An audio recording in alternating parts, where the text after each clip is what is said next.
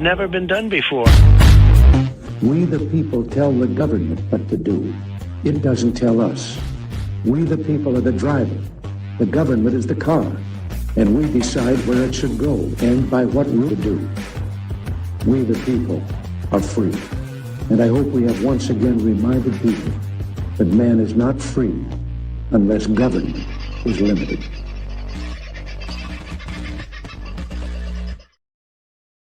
Thank God it's Friday. That's all I can say to you, folks. It's been a hell of a week. It's going to be a hell of a weekend. And next week, I have my suspicions it's going to be even bigger.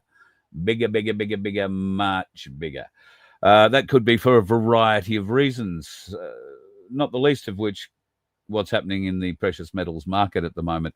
Just having a bit of a look at Ainsley Bullion, and the buy price currently there, the silver spot price is $77.32. But if I check a couple of the other sites, it's over $78. In fact, one of them is showing $78.59 right now.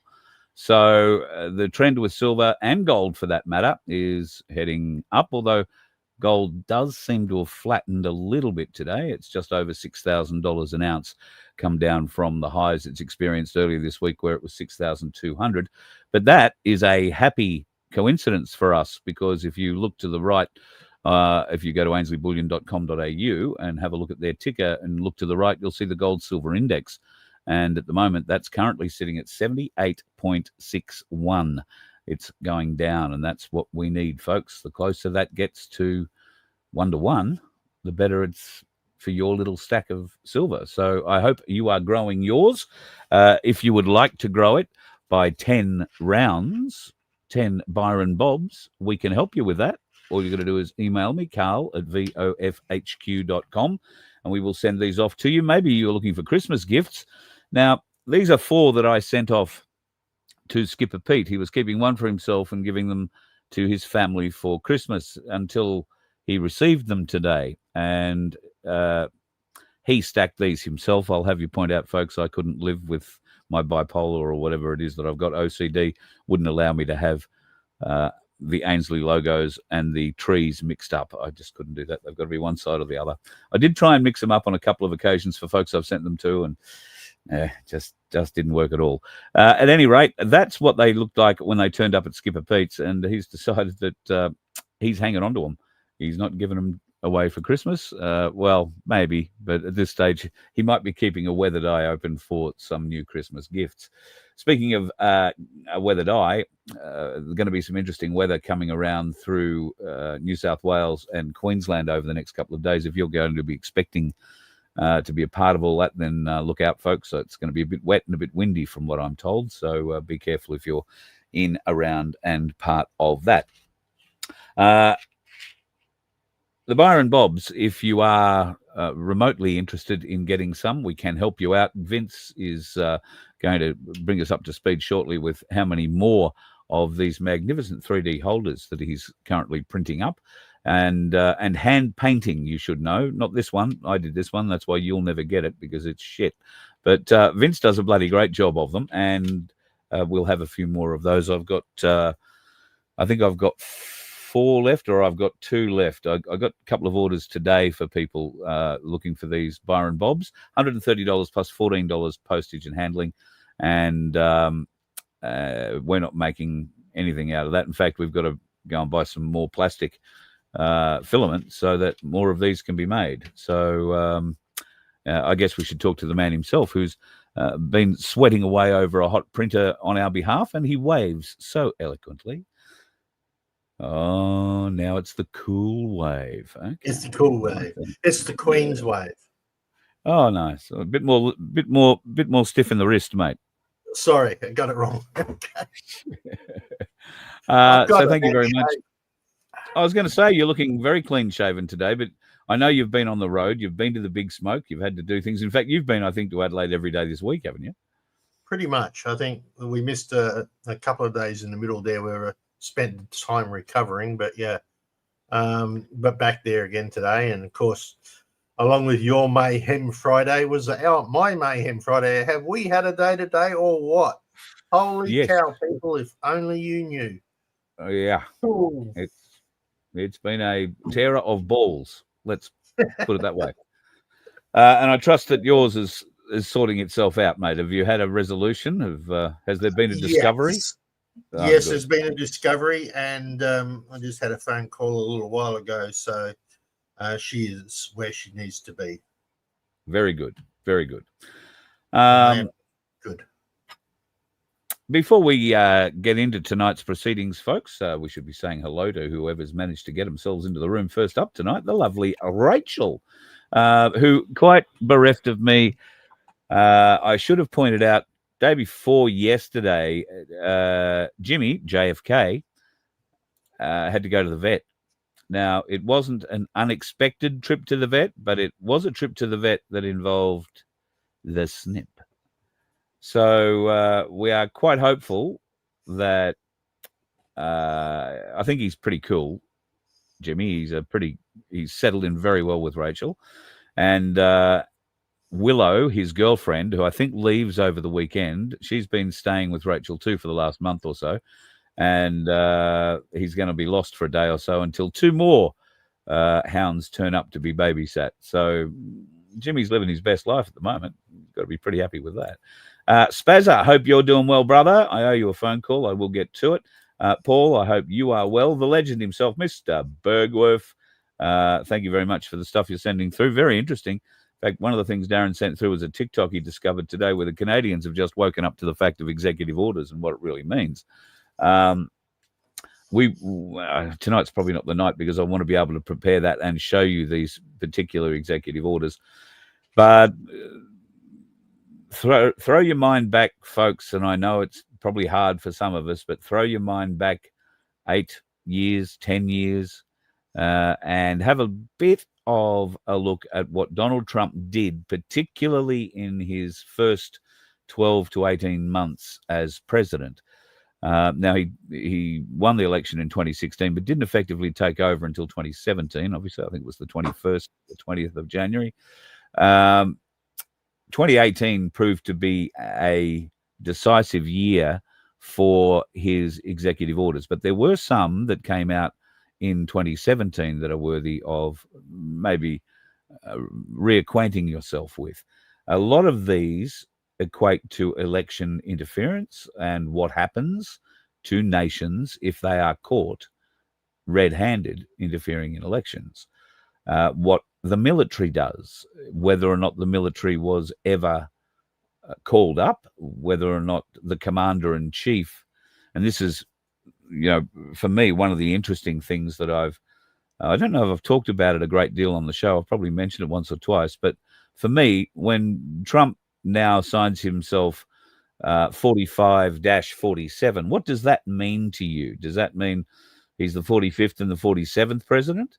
Or does that mean Vince 45, 46, 47? Depends on who wants to interpret it. Well, I think he only uses he uses 45-47 all the time. But when we go back to that big meeting that he called with all the generals, now that was a very significant meeting. They had to reaffirm their allegiance to the Republic of the United States as opposed to the corporation of the United States. And his executive orders that were written back in 2018, 13818 is one specifically worth checking out. That pretty much sets up the line of succession should election interference be proven. Now, the military, upon whiffing potential election interference, let's say in 2020, took over quietly. But that left Trump as commander-in-chief. So when he left office after the Biden scam of an election, he left before Biden was inducted. He left on Air Force One. He left surrounded by 17 flags with the golden edge, the golden tassel edge. Biden was left to fend for himself at his inauguration, which started, I think it was 11 or 12 minutes early, something that's absolutely unheard of. There was a lot of AI involved in that entire production. And for me, one of the telling examples that all is not as they are trying to make it seem was when Biden left the inauguration and drove to the White House. Not only did the military who were lining the streets between the Capitol and the White House turn their back on the presidential motorcade, but when they got to the White House, the doors weren't open. They knocked. Nobody answered the doors. The two Marines standing in full dress uniform either side of the front door did not move. And eventually, Joe or Mrs. Joe opened up the door and they sort of just walked in. And now most people think, that's a normal thing. But that is not normal. When a new president comes to the White House, the whole staff are on the steps to meet them. That's part of the pomp and circumstance of becoming the new president. Now, yes, he might go inside and sack them all and go and get his own staff, but the pomp and circumstance, all part of it. And of course, Trump was vacating the White House in those days. So I don't know. Watch this space. There is a lot of interesting military movements happening in the world. The whole Israeli thing is being exposed now on so many levels, with so many questions being asked about Israeli involvement, Mossad involvement, Zionist organizations' involvement in so many aspects of what appears to be controlled or going wrong badly in America at the moment. And so far, a lot of the filters seem to have been removed. People are coming out and telling the truth, and from a variety of different sources, I think there is a lot of new vision that is being made available that historically has been kept or swept from us. And now, through the Wayback Machine or whatever, somebody's got hold of it, and we are being shown significant evidence of a history we have never, ever been told existed. So silver doing what it's doing, gold doing what it's doing, everything seems to be going up in that area. The stock market is screaming. And in fact, I don't know if I've got the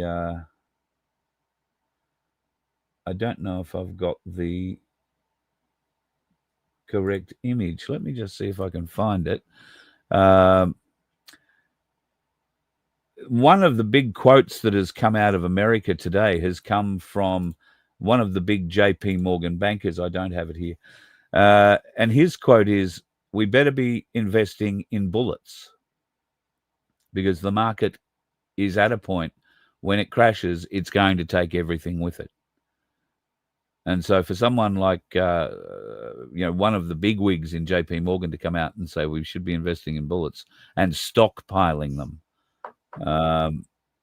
is either an admission of severe guilt that people are going to come looking for them, or that the market is going to be absolutely worthless, and many lives are going to change significantly if their wealth is still wrapped up in the promissory notes of a stock market. So no fun there at all. And now, Vincenzo, I've talked a great deal and I haven't let you say anything. Do you want to jump in at this stage, or do you want me to leap off into this great idea that I've had years ago and now people tell me they want to hear? Well, give me 2 seconds. So I'll have 5 seconds of whatever in 3-second lots. No, that doesn't work. Sorry. Just out of interest, to do with digital ID and stuff that's coming through. I've got multiple Gmail accounts on my phone because everything I'm managing, I have different Gmail accounts for various bits and pieces. And Sure. It got mucked up. So therefore, I had to sign out of Google to sign in my correct account, so I didn't go to Melbourne to go home, because that's where it was trying to send me for home. And upon signing back in, I get hit with this, which is called agree to video verification. And there's a whole document, bits and pieces here, right, telling me that they want to take a video of me, etc., to prove who I am, etc., and so on, and that I can delete this later, providing I've built my channel up to a certain level. So that means, like, this is my private account. I don't have a private YouTube or Google channel, right? But get this, right? Allow Google to use this and any previously provided selfie videos and related data to develop and improve our facial recognition, age estimation, and other verification methods that use your physical features or movement across Google services. Your selfie videos and related data will be processed as described here and in our privacy policy. You can change this setting or delete your selfie videos and related data at any time on your Google account. But a little bit further up, it says you can delete your videos, including your face model, at any time in your Google account. If you delete your video before you establish your YouTube channel history, you won't be able to use the advanced features to regain access. You will need to build your YouTube channel history or complete ID or video verification again. Hello, Karen and Google. Google's all set for this. They love this. They want to do this. So there you go. That's straight from the horse's mouth or straight off my bloody phone. There you go. Wow. So the Karen was in front of the Senate today answering questions about digital ID and access, because every adult in this country, regardless of what they think, will have to prove their age, that they are over 16, to be able to access the internet, given the current laws. And they plan to come in, I think, on the 6th of December. Yep. Now, she was at great pains today to tell those asking her that regardless of digital ID or not, that the providers must provide an alternative way other than digital ID for you to prove that you are over 18. Now, you and I have been doing that quite comfortably, clicking into multiple Google accounts and all that with passwords up until today, by the sound of it. Yep. Now that's going to change to a facial recognition thing. I've taken two pieces of advice I've taken on. I've taken to closing my eyes when it wants to do some kind of facial recognition thing, so it thinks I'm blind. And the other one is one that I picked up on the internet today. I think it was on Facebook or somewhere like that.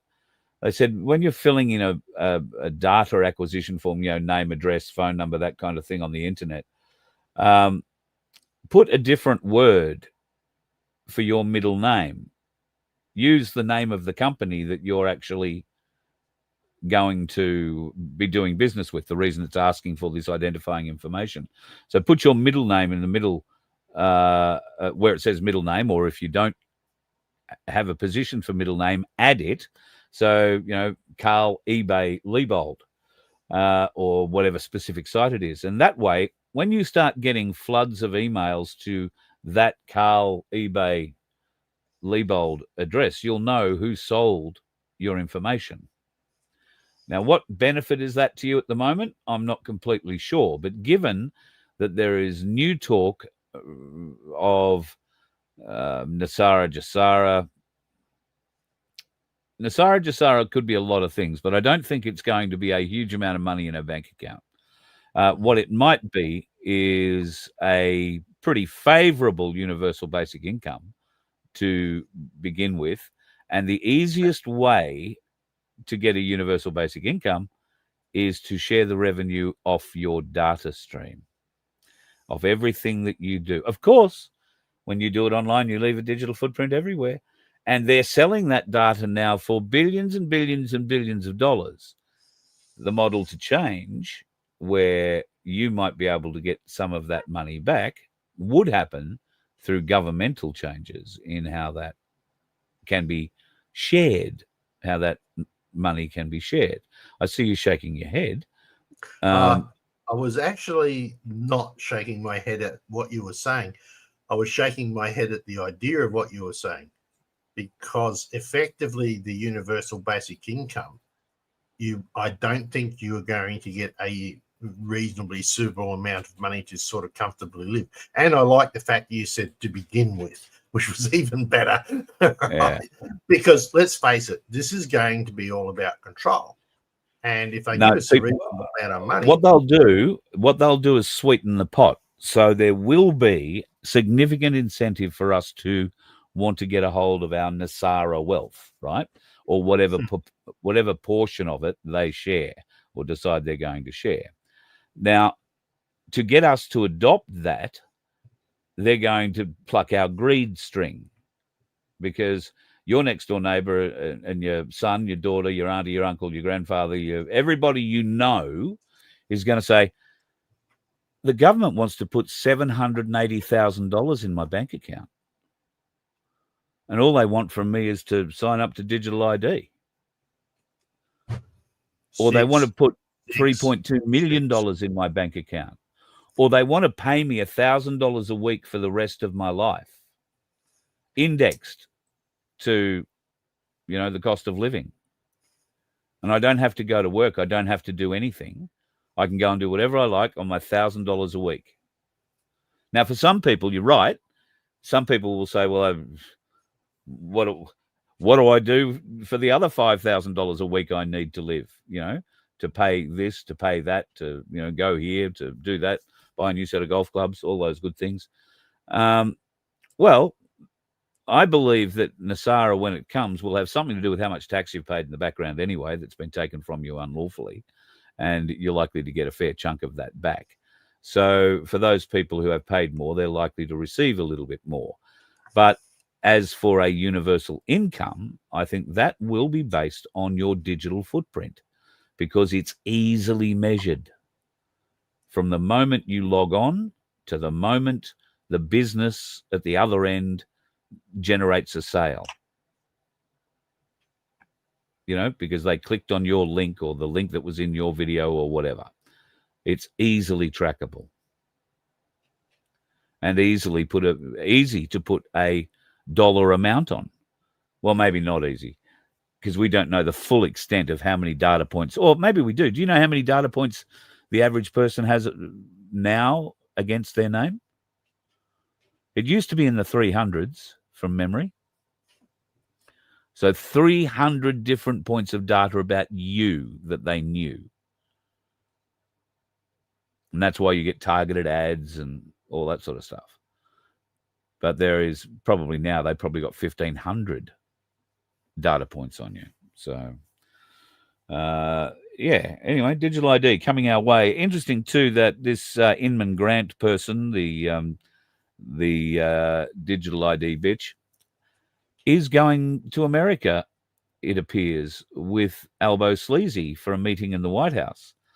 So while I had a conversation about this with someone today who asked me, what are you going to do in December when you can't do this sort of thing anymore?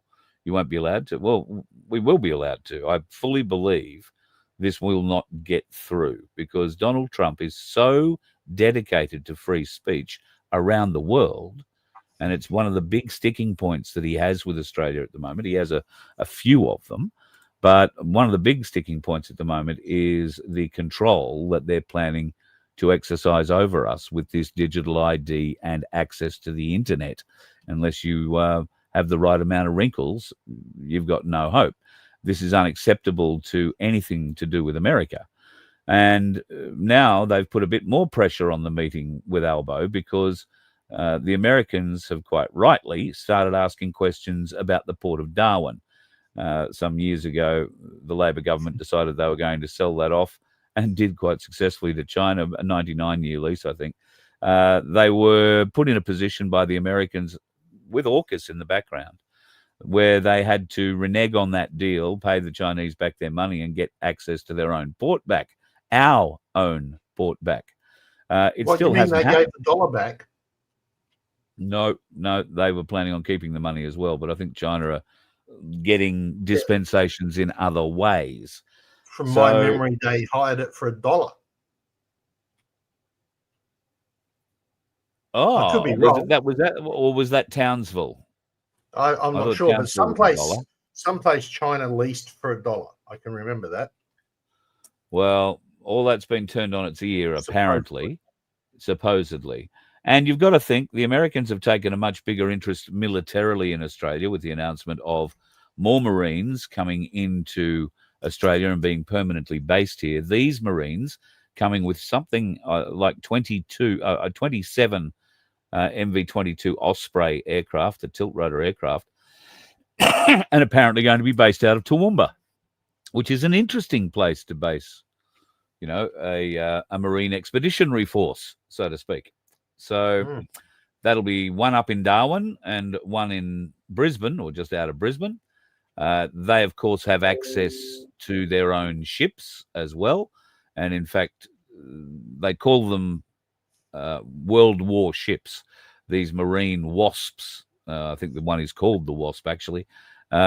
These Marine ships carry everything from jump jets and helicopters, predominantly helicopter forces, attack helicopters, lots of Apaches. And of course, we've just taken delivery of our first few Apache helicopters that are replacing the absolutely horrendous Pumas, or the MRH-90s, that have been a staple of the American military, I think, since Ricardo Bosi put a rubber stamp on their... Well, I don't know if Ricardo did actually put a rubber stamp on their transition from Black Hawks to these pieces of shit that fall out of the sky and kill our people. But thankfully, the light has been seen. More Black Hawks coming back into the Australian military forces too, thank God. Black Hawks and Seahawks. And now we have a bunch of very attractive Apache serious attack helicopters. I was fortunate when Australia got their first attack helicopters. I was very fortunate to be invited to their inauguration, which was out at the Oki military base in west of Toowoomba. These were French-made Tiger attack helicopters. I think we've probably... Oh, now she wants to tell me about them. They were French-built or French-bought initially. Pilots had to go over and learn how to train them, learn how to train in them, then learn how to train others in them. The first two airframes were based out of Oki for many years, doing that sort of training while the other aircraft were brought in and assembled, maintenance and all that sort of crap. Turns out they were useless as well. I would love to know why there is no accountability for the people who make the decisions to buy shit machinery for our defense forces. There is absolutely zero requirement for them to be responsible for the phenomenal wastes of money that we have. It's just, beyond ridiculous. Beyond ridiculous. Things in WA. Okay, so a lot of people are concerned. They've seen this thing that's been popping around on the internet in the last few days. Breaking news out of Western Australia that they are cancelling not just the gun licenses of those people they term sovereign citizens, but they're cancelling the driver's licenses and the car rego of those same people. I have been able to find absolutely zero chance or zero information that the Western Australian government is taking licenses and registration of those that they call sovereign citizens. Personally, I believe that anybody who is calling or referring to anybody else as a sovereign citizen, that person can only be a citizen. They are not smart enough to understand what the whole thing is and how you cannot have an oxymoron, a sovereign and a citizen. Yes, hello. Sorry. I did a little bit of an explanation on this on the Three Little Pigs the other night about sovereign and citizen, etc. Just quickly before, so you can get back to your other topic. But this is my understanding. Don't take this as gospel, all right? But a sovereign, we are sovereign in Australia because we are the only ones that can change the absolute supreme law of Australia, the Constitution, right? We then choose to follow the laws of the parliament we put into play, right? And that's what they call a citizens for. But we are still sovereign. We are just choosing to obey the laws of the people that we put in to help make those laws, who are supposed to be our servants. Okay? Exactly. Was government created before people, or were people created before government? British subjects, actually, if you really want to go, it was British subjects until 1947 or 48, when they brought in the Citizenship Act that changed it all. Were people created before government, or was government created before people? Well, I don't know. I haven't talked to God lately about government, whether he's got government up there or not. Was there a government committee around when Adam and Eve were born? No. Right. So I think we can safely say that people were on the planet before government was on the planet. Correct. That's a really good way of looking at it, Carl. I never thought of that. Thank you. So if people were on the planet first, that made them sovereign to the land. Okay? Sovereign of their domain, king of everything, because there were no governments, there were no royals, there were no favored bloodlines. There was just people. Started off running around chasing mammoths and spearing them with sticks, trying to get a feed. But as more people and more cultures and more feet on the ground happened in our world, those people decided they needed help with some things, or would be easier if there was help with certain things. And the easiest way to explain that now is things like rubbish removal, sewage services, gutters in your street, asphalt on your roads, the holes filled, that kind of thing. They wanted people to fill those sorts of service kind of things, dating way back to before there were horses and carts and holes in the road to patch. So therefore, it goes to follow on that the people created government. Would you agree, Vince? Yep. I said, So, very good idea. Yeah, I like that. Perfect explanation. So if people created government, do you believe that the people would create something superior to the people, that the people would be beholden to for the rest of their lives, or would it be inferior to the sovereign people? Be inferior, has to be, because It would nothing have can to be be. created more than from where it came from. But it has to be inferior to those that created it, does it not? Yep, 100% agree. So therefore, the people are sovereign. The government has, over at various times, has changed very sneakily the wording, the verbiage, remember, words mean things. Those nefarious black families, if you like, have over the years been able to engineer the current system. The current system where gold and silver have less value than a piece of plastic or a piece of paper that has a few numbers written on it, apparently, until that piece of paper is worth nothing. And we're seeing now how many pieces of paper are worth nothing and how many people are flocking to gold and silver. So much so that Ainsley Bullion next Friday and next Monday are extending their opening hours. I think it's because of Diwali, but Ainsley offices normally close at 4 p.m. weekdays. They're going to close at 5 p.m. next Friday and 6 p.m. next Monday. That's the 17th and the 20th. So not this coming Monday, but yeah, Monday week, 17th and the 20th. So I was speaking with James today in the Gold Coast office, and he's telling me they have people lined up there out the door at the moment.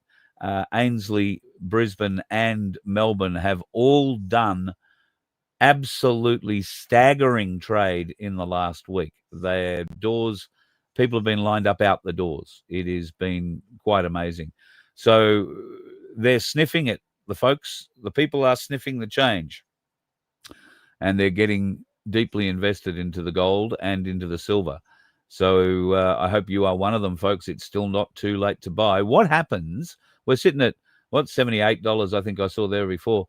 We're sitting at $78 an ounce. Now, what happens if by this time next week we're at $88 or $90 an ounce or $100 an ounce? Now, that means that if you take the advice, you go to ainsleyBullion.com.au right now and you go and buy yourself some gold or silver, you stand to make yourself, in silver's case anyway, if that were to happen, $25, $30 per ounce on what you've got. If you're buying it in kilos, even better. I mean, I was looking at the price of kilos earlier today. It's nearly $2,700. I mean, those of you that were able to get a hold of a kilo for less than 1,000 not all that long ago, you got to be pretty chuffed with the return that is available to you there. Now, there might be a clawback.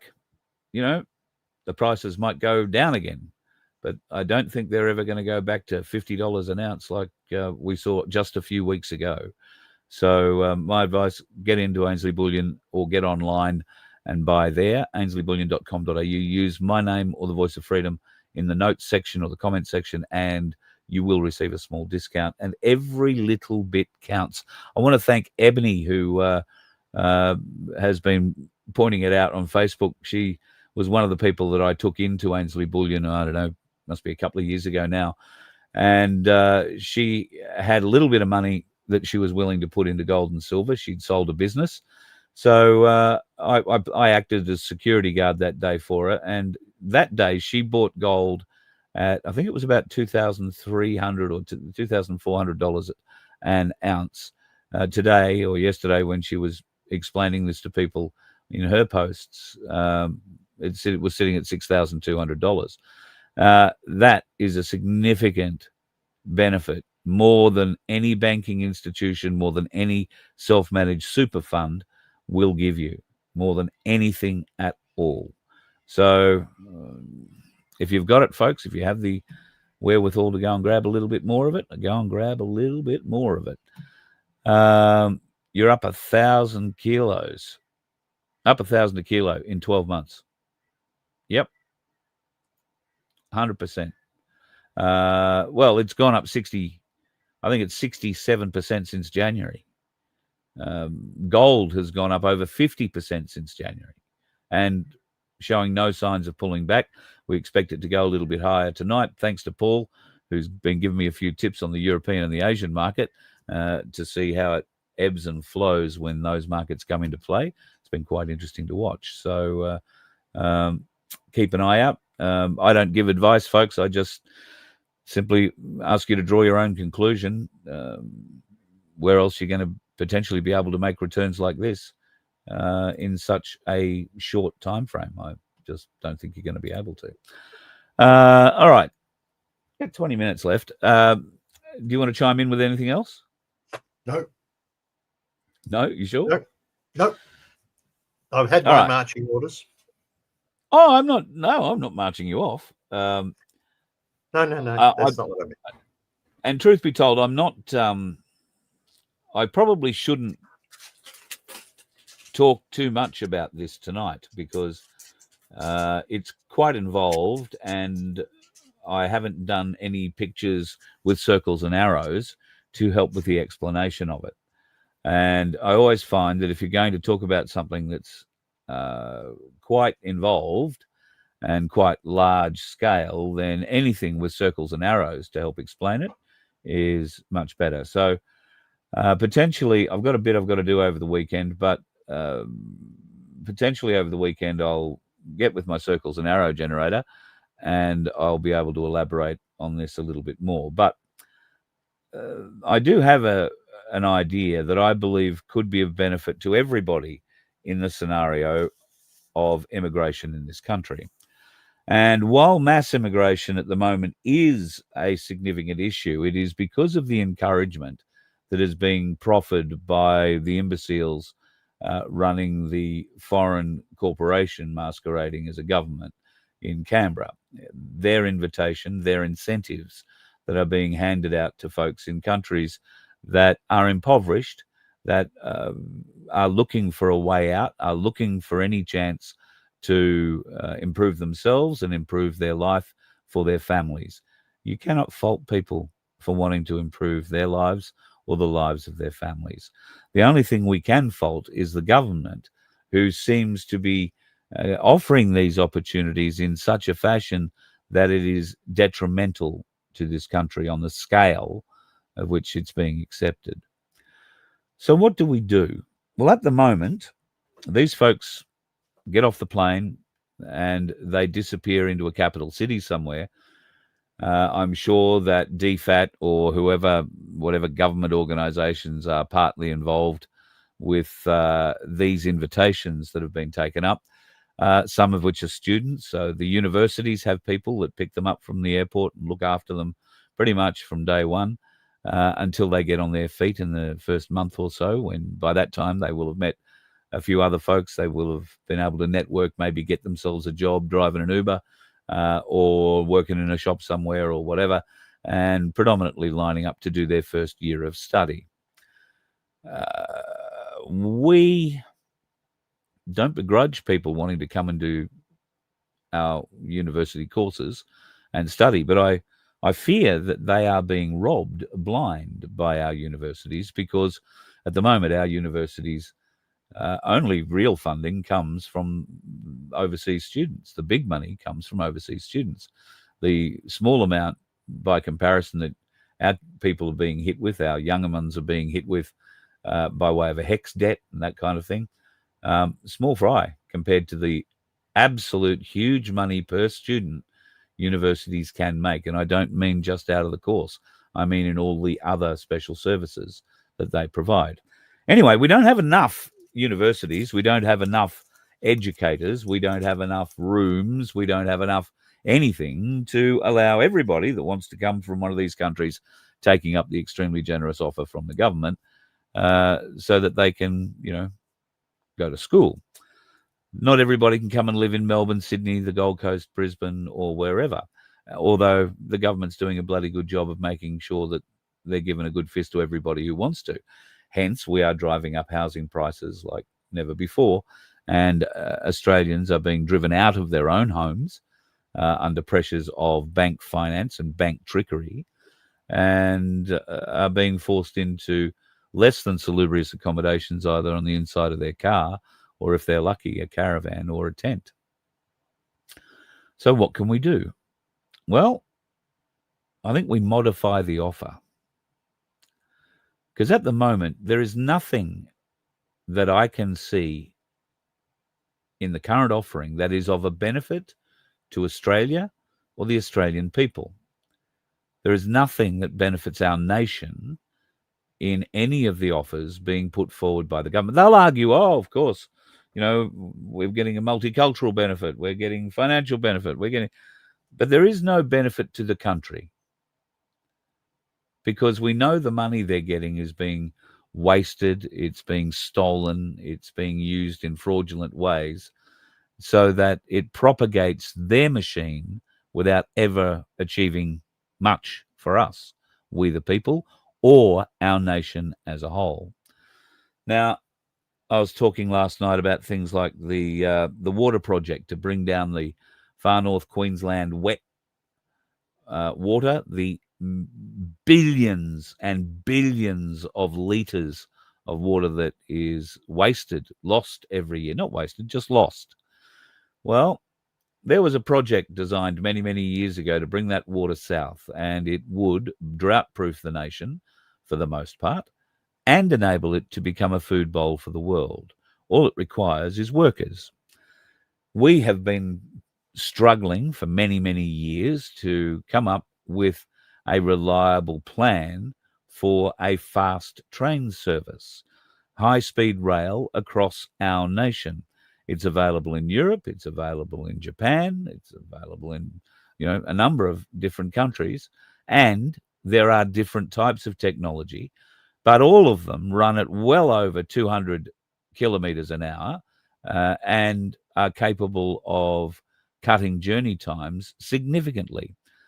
There is also some potential with a train like that for tourism, amongst other things. So, the Bradfield project. Thank you, Paul. The Bradfield project is bringing the water south. We don't have a name other than unobtainable for a fast train project to link Perth, Melbourne, Adelaide, Sydney, Brisbane. And that's because it's pretty hard to build a straight line, I guess, on a round earth. I don't know. I'm sure there are problems. Heat would be one of the problems with the rail. But a lot of these fast trains don't touch the rails. They're maglev trains. But what happens if your maglev rail starts warping in the 60-degree sun it's got to encounter for 9 months of the year? Well, that could be a few problems. I don't know. Some of these problems are insurmountable, maybe. I don't know. What I do know is that the Bradfield project needs to be built to secure the future of Australia. All the big nation-building projects have involved immigrants to this country. Greeks, Italians, Poles. The Snowy Mountains project would never have been built without immigrants coming and supplying not just the manual labour, but in many cases, the engineering skills required to put it together. Well, I think we changed the offer. The offer is, if you want to come to Australia, we would love to have you. However, this is how it's going to work. You're not going to get off the plane and just meld into Sydney, Brisbane or Melbourne and go and meet up with your relatives and sign up for the dole.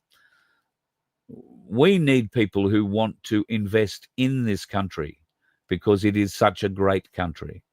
Now, if that doesn't mean you've got to have dollars to throw in. That means you've got to have some skills. And if you don't have skills, that's not a bad thing either. We might be able to help.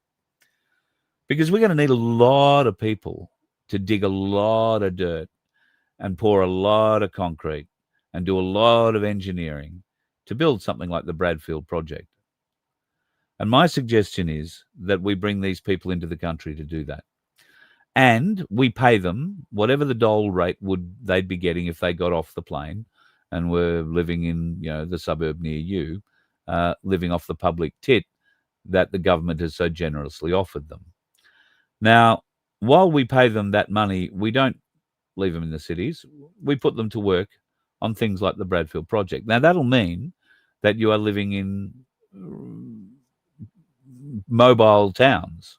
That will mean that you will endure certain hardships. You're not going to have a 5-bedroom, 3-bathroom house with 3 Teslas in the driveway initially. We want you to come and be part of this country. Now, if you don't speak English, that's fine. You can learn English on the job. If you are a teacher in whatever country you come from, but your credentials are not recognised here in Australia, as so many aren't, well, we will make you a teacher in these facilities. While you are learning how to teach English, you will teach English to your cohorts who are there. That might mean that, you do 2 days a week in a classroom and 3 days a week out digging holes or doing whatever has to be required to get the project moving forward. But everybody is involved. Everybody gets a skill. If you are unskilled when you get here, then you can learn to be a butcher, a painter, a candlestick maker, a painter, a plumber, a carpenter, all the things, all the skills that you will need, and you will be able to get some prior recognition for working on that project, being overseen by qualified Australians managing the project. So it seems a bit fair or a bit unfair that we've got these people slaving their ass off for whatever the dole will be. And that is not my intention. My intention is that these people would be working in this environment for 4 or 5 years. And in that 4 or 5 years, they would gain all the skills and knowledge required to understand what being Australian is really about. That means that, at holiday times, you get out of wherever the rail happens to be at the time or wherever the channel happens to be dug and what city is built around that, because these will be cities that house people. They'll be mobile cities, but some of them will stay permanently because we will put big infrastructure in as required to, put in bigger stuff. So these towns will naturally evolve. And a lot of these people will say, no, I'm really happy living here. I'm going to stay there and work these new cities. A lot of Australians will move to them because there is a lot of opportunity in a place like that. So you work your 3 to 4, 5 years, whatever it is, you and your family. We're not sending kids to work on the line, but the kids will get Australianified in that period. You'll get holidays. We're not just going to send you to the Gold Coast and you can do Movie World. Well, you can do that, but we're going to send you to different parts of Australia so that you can truly understand and learn to appreciate just how diverse this wonderful land is. And you might decide that you don't want to go and live in an inner city suburban shithole, and that there might be a beautiful little place in Western Queensland, in northeastern Victoria, in Western Victoria, in northern South Australia, in southeast South Australia, in Western Australia, in anywhere but the capital cities. And in that time, you will be able, while you're working on these projects, you'll get to learn the difference between Aussie rules and rugby league and rugby union, for that matter. Yes, you'll be able to play soccer, your football. Yes, you might even find very competitive teams playing on a national level coming out of these areas. Wouldn't that be wonderful? But it'd be great to see players coming out of those areas playing AFL, NRL and rugby union too, wouldn't it? And this is why it's important that these people learn to assimilate, learn to understand the things that Aussies love. You want to go fishing? You want to catch a barramundi? Got plenty of people, plenty of big dams up in the north that we can take you to, and on the weekend go fishing. Absolutely no problem. So in the course of your 4 or 5 years, let's call it return of service, you become much more aware of what it is to be Australian, and you are introduced to the Australian society through that period at varying different levels. You're not just thrown into it. So you get to experience and step into our culture with a lot more knowledge than you did if you just got off the plane and stepped through customs and out onto the street. Why do we want a return of service? Well, Australia needs to get something because every Australian is suffering at the moment. There are queues for everything. Traffic is choking in our cities. There is no cash. The government's broke. They are taxing us more and more. And in fact, that is the government incentive here, to bring more people into the country, to tax them. Unfortunately, there are no jobs for these people to have. That's why another incentive the Australian government is offering is to, will you come from your country and learn our trades here for a year, and then we can let you build. There'll be no money left to build by the time all that gets through.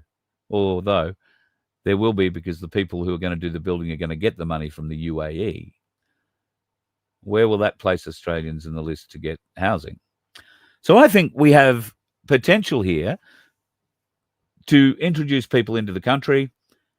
The country gets something back, a nation-building exercise out of it, and the folks who are involved in that nation-building exercise get education, free cultural education, free adaptation, free mental health services, all these great, wonderful things, and they get their whatever it is from the dole every month, right up until their last year.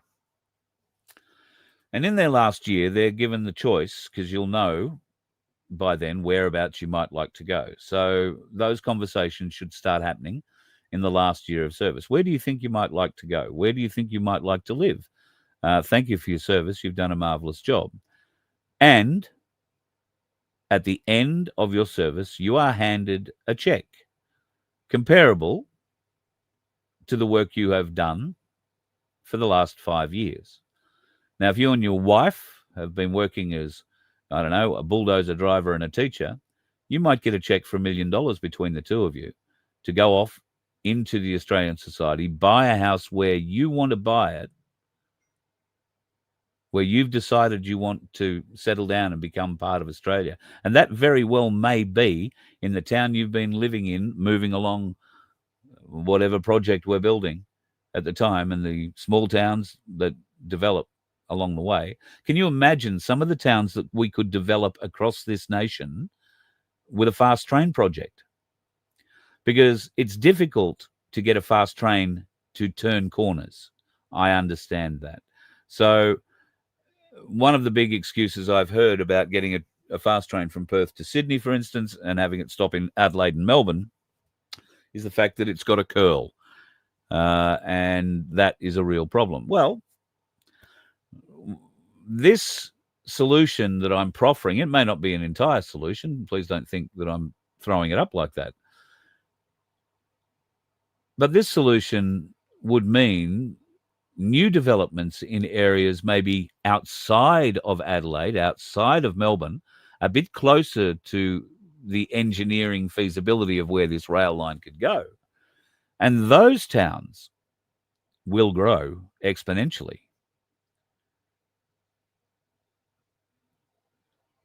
This is a nation-building idea, and I've only just touched on it.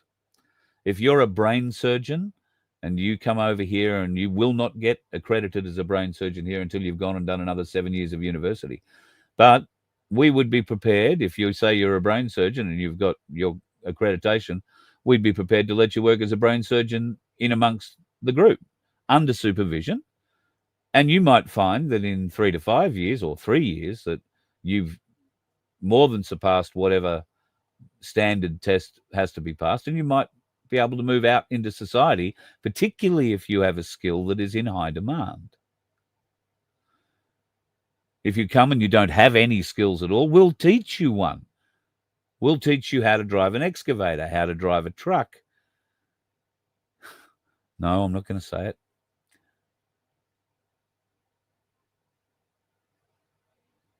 Magnetic River, what the? Are you talking about maglev trains? Maglev trains don't connect to the rail, Greg. They sort of ride on a magnetic cushion. I think that's what you're referring to. And they do have a sort of a lock around the rail mechanism, I believe, that keeps them from shaking themselves off the rail, so to speak. But at extremely high speeds, that shimmy in a high-speed rail service isn't just a problem, it's a catastrophe. So that's why I wonder, not knowing much about maglev technology, and we want to invite a few Germans to come over and a few Japanese to come over, and maybe, do the French use maglevs? I don't know. TGV. No, I don't think they're maglevs. The Germans certainly use a maglev, so we could get them over for a little bit of help in that regard. It might be that Australia's heat, particularly across the centre of the country, will never allow something like this to happen, simply because we can't keep that core rail from warping. And the last thing you want at 500 kilometres an hour, as you're traipsing across the Nullarbor, is 2 or 3 or 4 shimmies in the rail, because you're going to derail rather rapidly and get thrown out of your magnetic control envelope. That could be one of the problems that we face there. But these are just 2 ideas that I've got to admit are just things I like. I like the Bradfield project. I love the idea of being able to bring that water south and being able to drought-proof the country, being able to open up new farming areas, being able to use the farming technology and skills coming in from these people from overseas, who will also be able to employ them along the building route. Oh, no, I'm a farmer, mate. I just know how to grow rice in the middle of a sand paddock. You give me 1,000 litres of water and, I can feed us for a week. Those people are going to be required, ingenuity, ingenious types, people who can fix issues, problem solvers. They're the ones we need in this country. And at the moment, our government doesn't offer anything by way of nation-building ideas. If we were building a train line across this country, could we not get a deal with BHP to open up a furnace somewhere, or maybe a few of them, which would employ quite a number of people outside of the build corridor? Because we've already got places, Port Augusta, I think, north of Adelaide, there was smelters there. I don't know whether or not they're still there, what infrastructure is still available. But smelting and heating and steel technology has come forward in leaps and bounds. You can't tell me there isn't money in having this sort of infrastructure around all over it. But successive governments in this country refuse to look at nation-building projects. This isn't a project that'll be completed in 5 years. This is a project that's going to take 25 or 30 years to complete. And in that time, if we do not do something like massive infrastructure builds in this country, we are just going to have a bunch of people living around the edges of this great nation of ours, sucking on the public tit, waiting for their universal living wage to turn up in their bank account every month, and fighting for a car park at the local Woolies. Governments are too afraid to introduce huge nation-building projects because they're not going to see the money. That money's going to go off to other people. They won't be able to control it for 25 or 30 years. That's why we haven't had any nation-building products in this country since, well, I'm not even sure we've had one in my lifetime. They're trying to do one at the moment with the Snowy Hydro too, which is just a complete, well, you know exactly what it is. A complete shit fight, a complete waste of our money and our time. They keep getting the tunnel borer bogged. It's now blown out billions of dollars above the expected cost. That's because we have incompetent governments employing corrupt officials in unions, in businesses. We have every level of that business has been corrupted in some way, shape, or form, from the design drawings through to the execution. And the Australian people continue to pay for it with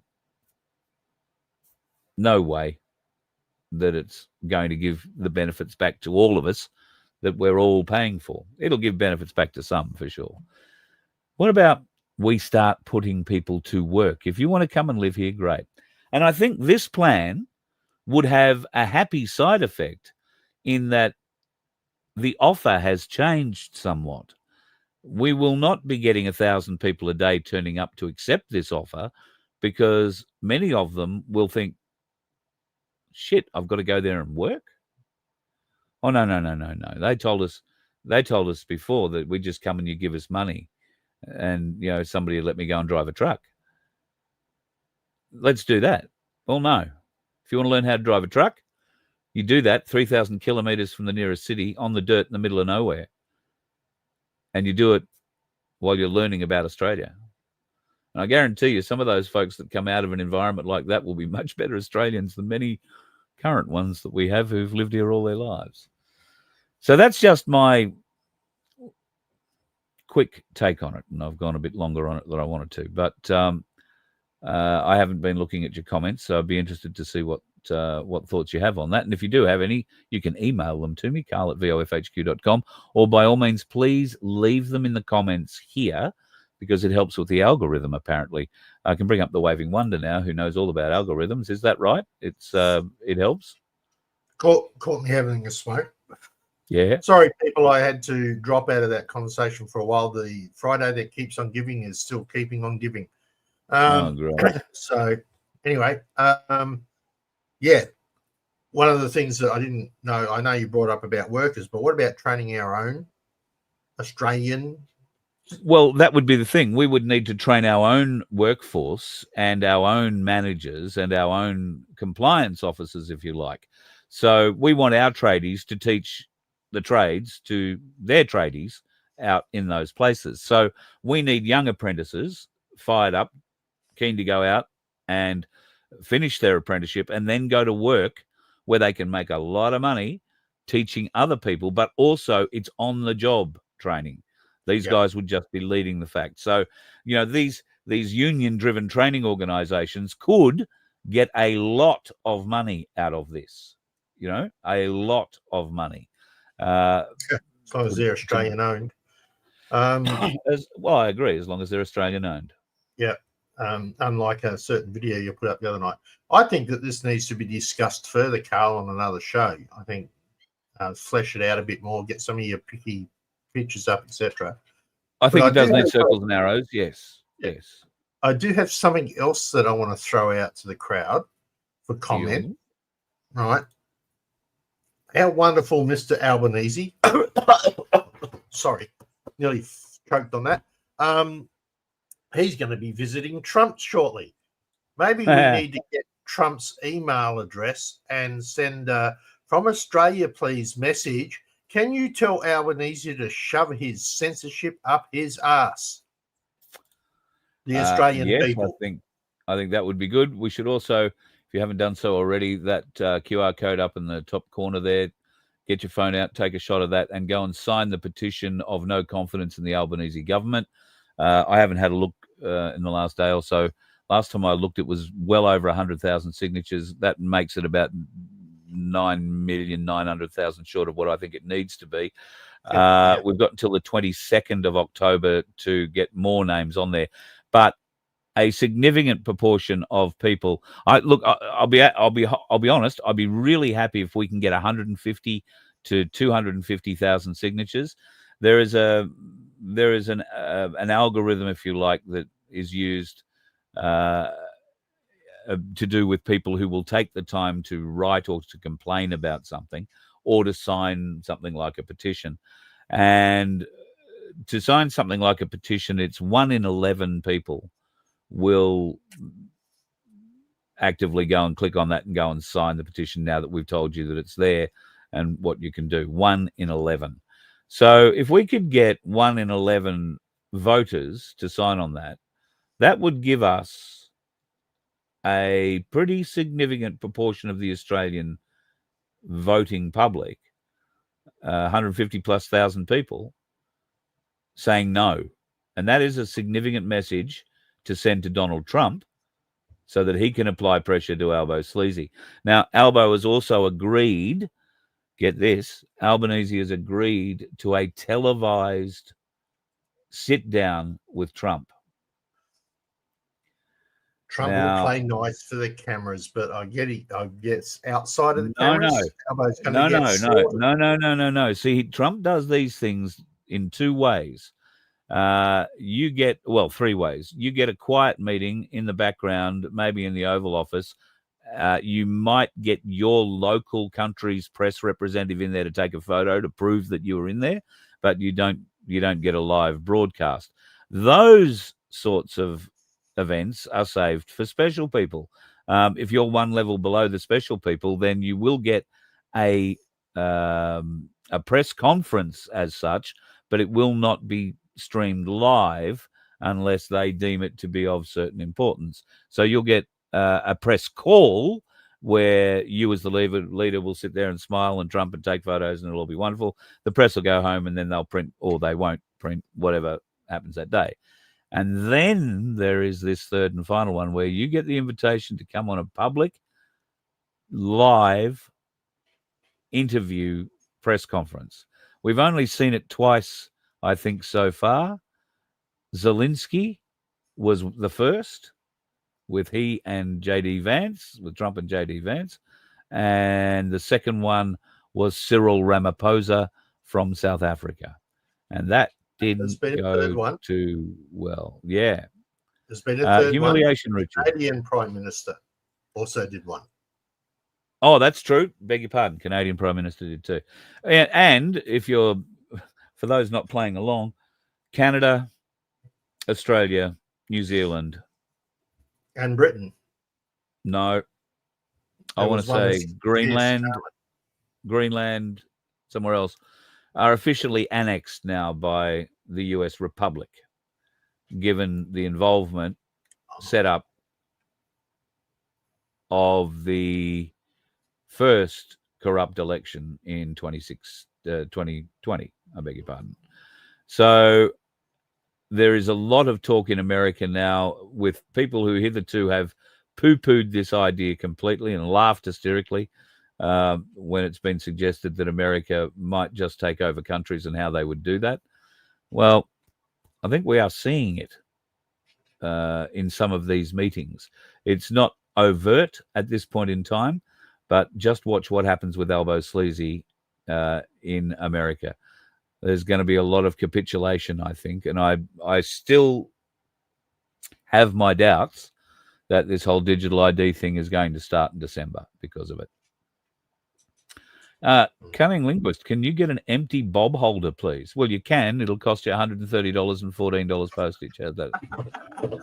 He said empty. No. We Although, don't do empty. in all fairness, guys, you know, Carl and I have said that we've both had a radical day today. There's some good reasons for that. Just saying that, yeah, at some point we may need your help really very well. How do I say this? We may need your help very, very, very, very, very, very, very, very, very, very, very, very, very, very. Okay, that's not very much. All right, stay tuned. Yeah, we're going to need to sell these in kilo lots, though, I think. Or more, right? Yes, it's about the future of us, Voice of Freedom, FBN Network. So stay tuned, guys. We're working on stuff, but we may need your assistance to make it viable. Okay? I'll just leave it at that.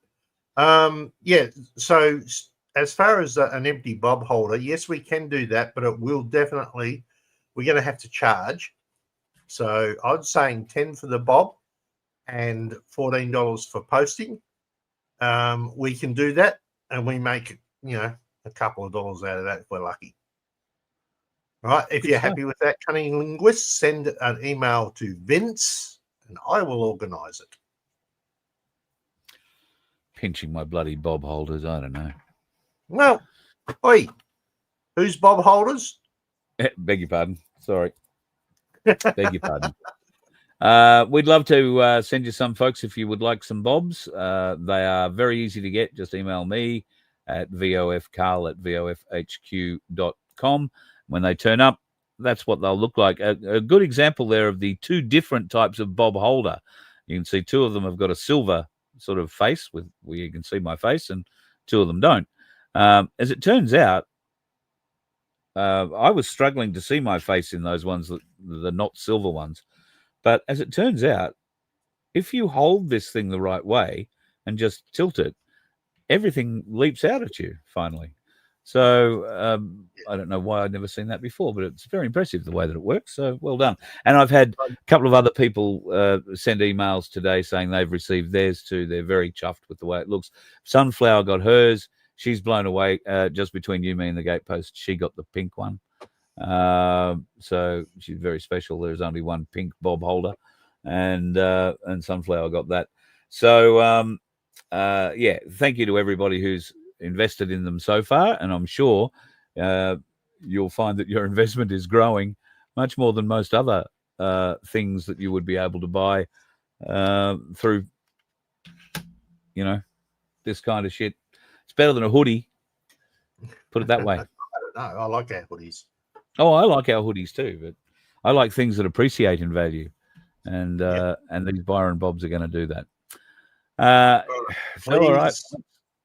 Please remember before the waving let's- window disappears off the screen. Please remember we still have Lotto 7, just to correct Carl. Lotto 7 for the good Donkey Sanctuary out there running. We need to get that going. Remember that Lotto 10 is when the next gold one comes. So you've got to get through two more first.